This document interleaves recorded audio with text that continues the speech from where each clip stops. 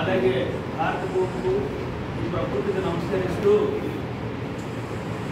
మా ప్రస్తుతాలుగా ఉద్దేశం ఒకటే, విద్యార్థుల్ని ప్రోత్సహించడమే. దీనికి మా పునాది మా గురువు గారు లోకపల్లి షణ్ముఖరావు గారు, అలాగే మా మిత్రులు కామకి శ్రీనివాసరావు గారు, మా ముగ్గురు కలిసి 2002 జనవరి 26వ తేదీన అప్పుడు శాసనసభ్యులు గంటలో కన్నడ మోహన్రావు గారి చేతుల్లో ఆలోచించాం. అప్పుడు మాకు సభ్యులు మధు గారు ఉన్నారు. అప్పటికిప్పుడు ఆయన ఒక్కలాగే ఉన్నారు. మరి అది మా తాలూకు ఉద్దేశం.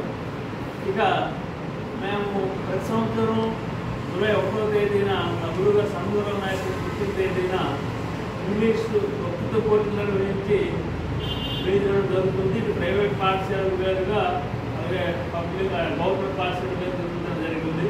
అయితే 10వ తరగతి ఇంతవరకు ఎప్పుడు మేము ఈ కార్యక్రమం టేకప్ చేయలేదు. దానికి కారణం ఏంటంటే నాకు అవగాహన లేదు. పాఠశాలలో వీళ్ళ పెద్ద ఇంత ఐక్యత ఉంటారనేది నాకు తెలియదు.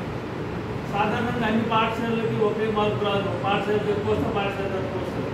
మనం ఇది ఫోకస్ చేసినట్టుగా అవుతుంది కదా. ఒక పాఠశాల కానీ నాకు డౌట్ ఉంది, ఎందుకు వాళ్ళు మనం ఇబ్బంది పెట్టాలనేది.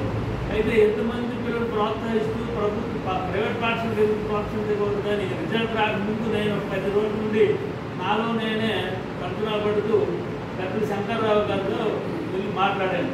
రిజల్ట్ రాకముందు 2 రోజుల ముందే, రిజల్ట్ వచ్చిన తర్వాత కలగకుంటుందని.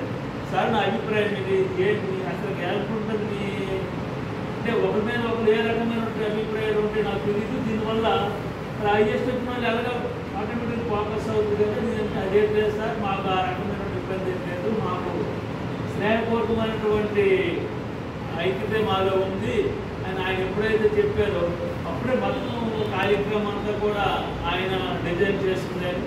ఆ తర్వాత మిగతా నేను ఫోన్ చేయలేకపోయాను, ఎందుకంటే నాకు నెంబర్లు తెలియవు. తర్వాత టైం కూడా దగ్గర యాక్చువల్గా నిన్నను చేస్తాను. మా అమ్మగారు వర్ధంతి నిన్నను, ఆవిడ 20వ తేదీ అనుకున్నాము. నిన్న ఏపీఎస్ పరిస్థితి ఉన్న వల్లనే చేయలేకపోతే ప్రతి సంవత్సరం 25వ తేదీన ఏదో ఒక కార్యక్రమం చేయడం అనేది జరుగుతూ ఉంది. అయితే ఏదేమైనప్పటికీ కూడా మరి మంచి కార్యక్రమం చేసిన గుర్తుంది. మరి వచ్చే సంవత్సరం నుండి అంటే ప్రతి సంవత్సరం కూడా ఈ 10th క్లాస్ పిల్లలకి ఏదైతే ఈ పబ్లిక్ పరీక్షలో ఉన్నటువంటి పాఠశాల పాఠశాలలో మనం దీంట్లో భాగస్వామ్యం చేయాలనుకుంటున్నాం. మరి అందరికీ చెప్పినట్టుగా ఉన్నారు, మరి ఎవరైనా రాలేకపోవచ్చు. మరి ముఖ్యంగా మా తమ్ముడు చెప్పాడు మాట్లాడుతూ, రాము పేదరికం అని అంటే ఉచిత పేదరికం అడ్డురాదండి, ఎవరో ఒకరు ఎప్పుడో ఒకరు దానికి మన పూర్వం చరిత్ర నుండి చూస్తున్నాం. అలాగే అంబేద్కర్ కూడా ఎవరో ఒకరు సాయం చేశారు. అలాగే కొంత వచ్చిన సైడ్ కూడా ఎవరో ఒకరు సాయం చేస్తారు. అంటే విద్యార్థులనే మన దగ్గర ఉంటే ఆ క్రమానికి ఎవరో ఆ రకంగా మనకు ఉపయోగపడతారు. కాబట్టి విరుద్ధపడాల్సిన పని లేదు.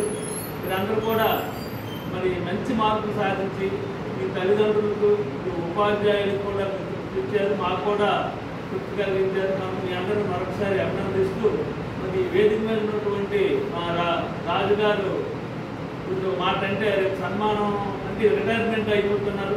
ఆయన ఏంటంటే ఈ నియోజకవర్గాల్లో చాలా గ్రంథాలయాలు ఆయన స్థాపించారు. ముఖ్యంగా నవలక్ష్మీపురంలో మా అమ్మగారి జ్ఞాపకార్థం గ్రంథాలయాన్ని స్థాపిస్తే మొత్తం ఆయనే దాన్ని స్థాపించడం జరిగింది. ఆయనకి సందర్భం కృతజ్ఞతలు చేస్తూ మన ఎమ్మెల్యే గారు అంటే ఎప్పుడు ఆయన మరి ముందే చెప్పారు, ఆ యువకుడు మరి 2 సంవత్సరాలు లేదో ఆయనే చెప్పాలి కానీ అప్పుడు మనం చెప్పలేము. అలాగే మా మధు గారు, మా ప్రతాప్ గారు ఎప్పుడు నవ్వి ఆయన దగ్గర నాకు లేదు.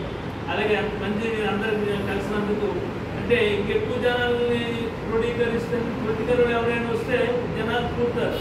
మా సెక్రటరీ అయినటువంటి మనమే చేస్తాము. మేము ఏంటంటే రేపుగా నేను వాయిదేసి ఈ ఎమ్మెల్యే గారు పిలుతున్న ఆలోచన ఉండేది. అయితే మరి బిజెపిలు మనకి నెక్స్ట్ పీరియడ్ కూడా వెళ్ళిపోతారు. మరి లేట్ చేయొద్దు అనుకోవడం జరిగింది. ఏదైనా ఈ అవకాశం ఇచ్చినటువంటి మీ అందరికీ పేరు పేరున ధన్యవాదాలు తెలియజేస్తూ మరి మా చిన్న జ్ఞాపకం మా ప్రెసిడెంట్ లేదు విదేశంలో స్వదేశం నుండి గ్రాంట్ వచ్చినటువంటిది కాదండి.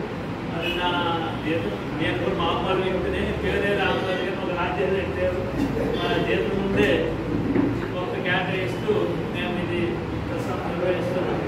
ముందుగా పిల్లలందరినీ అభినందిస్తాము. ఆ పిల్లలు అభినందించినప్పుడు ఆ పేరెంట్ ఆ స్కూల్ వాళ్ళు రండి. అతని పిల్లలకి అయిపోయిన తర్వాత ఆ పిల్లలు